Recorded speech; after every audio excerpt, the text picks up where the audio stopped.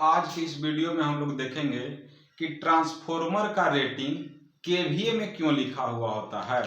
Transformer के rating को KVA में क्यों दिया जाता है, किलोवाट में क्यों नहीं दिया जाता है, या केवीए में तो हम लोग देते ही हैं, किलोवाट में क्यों नहीं देते हैं और VAR में क्यों नहीं देते हैं।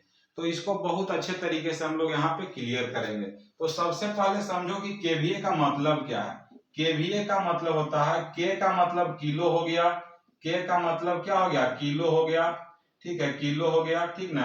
और भी का मतलब वोल्ट हो गया, और ए का मतलब क्या हो गया, एम्पियर हो गया।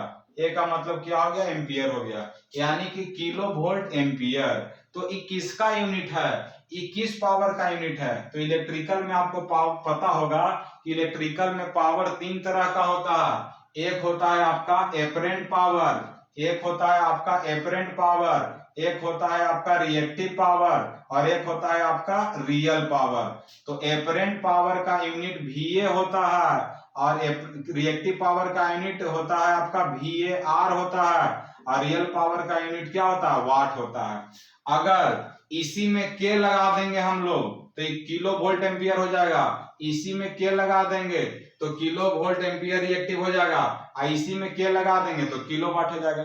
यानी कि कम पावर रहेगा तो VA में रहेगा, ज्यादा पावर रहेगा तो KVA में रहेगा, एकरो से ज्यादा होगा तो MVA में हो सकता है, एकरो से ज्यादा रहेगा तो क्या होगा, MVA में हो सकता है, MVAR हो सकता है, या M वाट होता है, मेगावाट भी हो सकता है।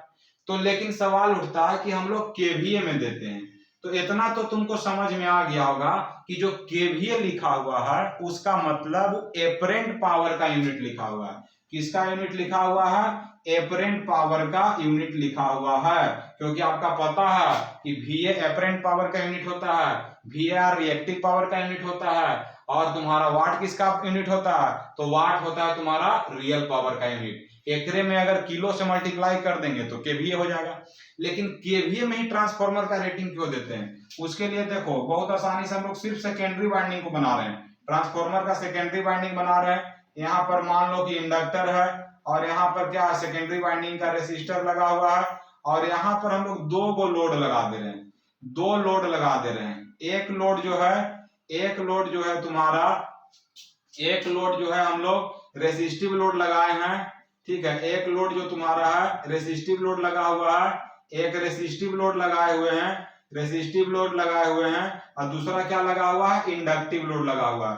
दूसरा क्या लगा हुआ है, इंडक्टिव लोड लगा हुआ है। आई ट्रांसफॉर्मर का क्या है, सेकेंडरी वाइंडिंग है। इधर क्या होगा, इधर ट्रांसफॉर्मर का प्राइमरी होगा, इधर प्राइमरी है और इधर क्या है, सेकेंडरी है। यहाँ E1 रहता है और यहाँ क्या रहता है, E2 रहता है, ठीक ना। तो एकरा में क्या रहेगा, R2 रहता है, और इसमें क्या रहेगा, X2 रहेगा, इसमें क्या रहता है, R2 रहता है, ठीक ना।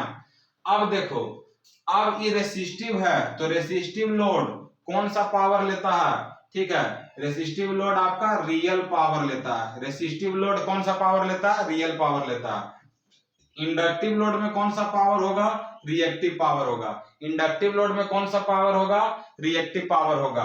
तो ये रियल पावर और इस मतलब रेसिस्टेंस को रियल पावर और इस इंडक्टर को रिएक्टिव पावर कौन दे रहा है, तो ये ट्रांसफॉर्मर न दे रहा है। इसका मतलब इसके अंदर में कौन पावर होगा, एपरेंट पावर होगा, ठीक है। तो ट्रांसफॉर्मर का जो आउटपुट है वो रियल में किस रूप में है, एपरेंट पावर के रूप में है, एपरेंट पावर है। अगर ये एपरेंट रहेगा तब ना रियल लोड को रियल पावर दे पाएगा, रिएक्टिव लोड को रिएक्टिव पावर दे पाएगा। इसका मतलब इसके अंदर में एपरेंट पावर होना चाहिए, और जब एपरेंट पावर होगा तो इसका यूनिट VA होगा, वोल्ट एम्पियर होगा। लेकिन यही पावर अगर ज्यादा में होगा तो इसको हम क्या बोलेंगे, KVA में बोलेंगे।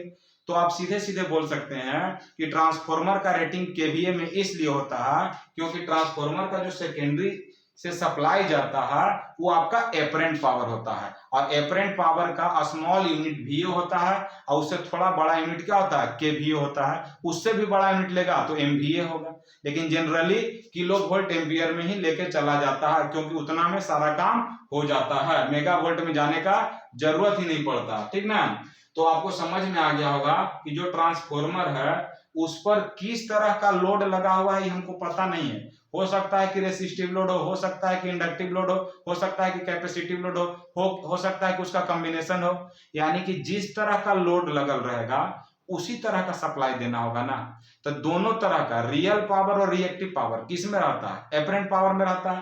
तो यानी कि ये एपरेंट पावर सप्लाई करेगा तब ना किसी भी तरह के लोड को सप्लाई मिलेगा। इसका मतलब ट्रांसफॉर्मर का जो सेकेंडरी है वो एपरेंट पावर को सप्लाई करता है, और एपरेंट पावर का यूनिट होता है VA। उसी को अगर बढ़ा के लिखेंगे, मतलब ज्यादा में लिखेंगे, किलो में लिखेंगे, तो उसी को KVA बोलेंगे। तो इसीलिए ट्रांसफॉर्मर के रेटिंग को KVA में दिया जाता है। कोई कुछ भी बोले आप इसी तरह से समझिए इस चीज को।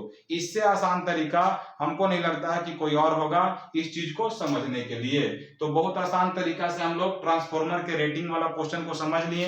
अगर एग्जाम में आएगा कि why transformer rating is written in term of KVA, मतलब ट्रांसफॉर्मर का जो आउटपुट होता है उसको KVA के टर्म में क्यों लिखा जाता है, ठीक ना।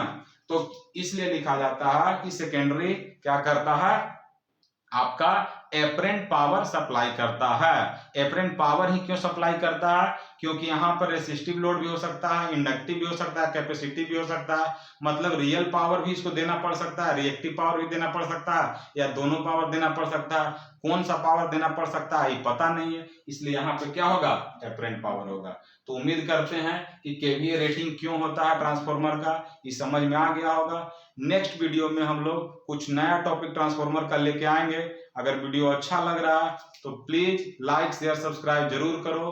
पूरा पॉलिटेक्निक कॉलेज तक इस वीडियो को पहुंचा दीजिए।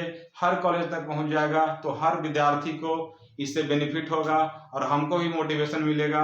और अच्छा लगता है तो चैनल को सब्सक्राइब जरूर करें। तब तक के लिए धन्यवाद।